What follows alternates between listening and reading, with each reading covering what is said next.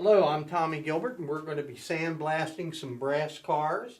I'm going to show you what I do to help prepare them for the priming and the painting. These are the components right here, which are doors and trucks.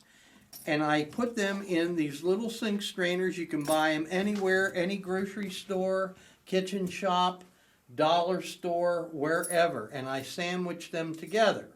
As you can see, they're made of screening, and then I take duct tape to seal them together on the edge, like that.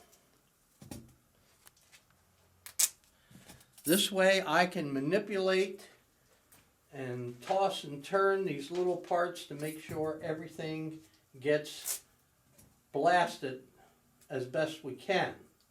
And the sandblasting helps the adhesion of the paint and the priming. And now I'm going to place them in the sand chamber.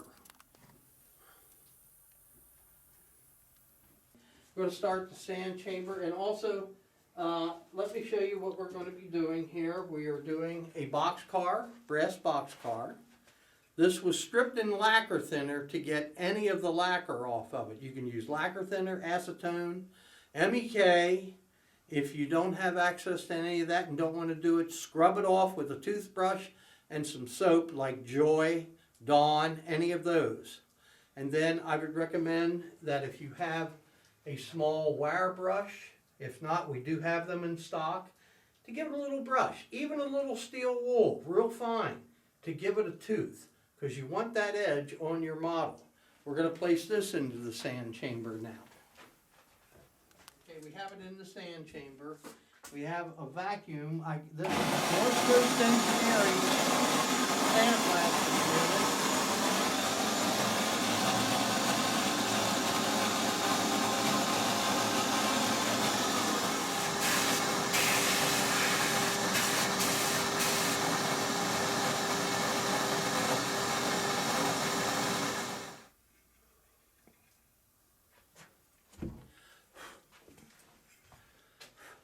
Now you can see this side is real satiny and smooth. Sometimes when you got brass imported by Pacific Fast Mail, it had this texture on it, and then they would put a gloss glaze on it.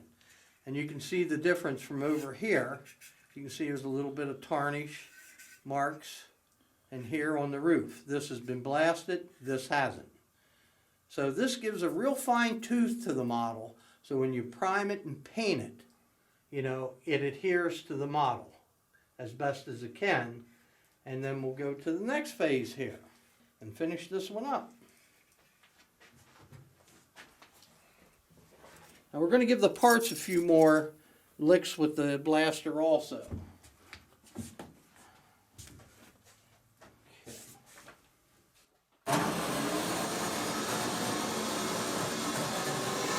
These are a great tool. You can even strip paint off of these.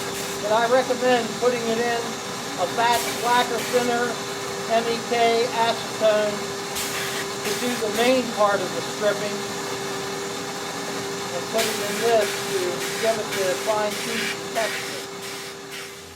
I say when you have one of these bead blasters or sand blasters and it's encased like this, you have to have some sort of a vacuum system. We hook up a shop vac to this one to remove the dust so you can see, because it gets awful cloudy in there, and you want to see what work you're doing.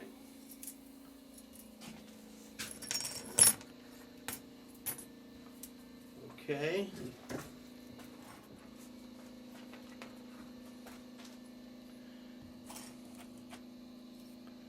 Nice texture. Ready to paint.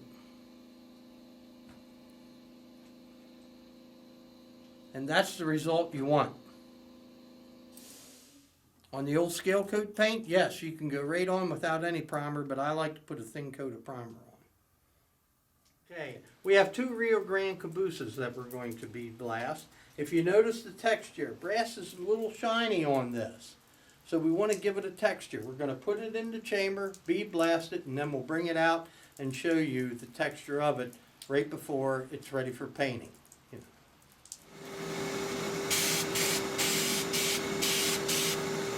Now, we're drag the other one out to show you the difference.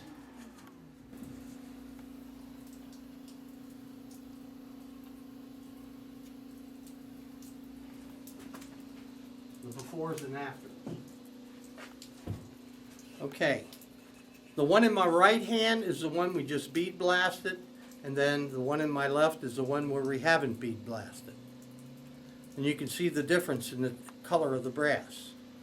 Much lighter, has a little grit to it, a little tooth, and that would help the paint, whatever you're painting with, acrylic or solvent base, adhere to the model.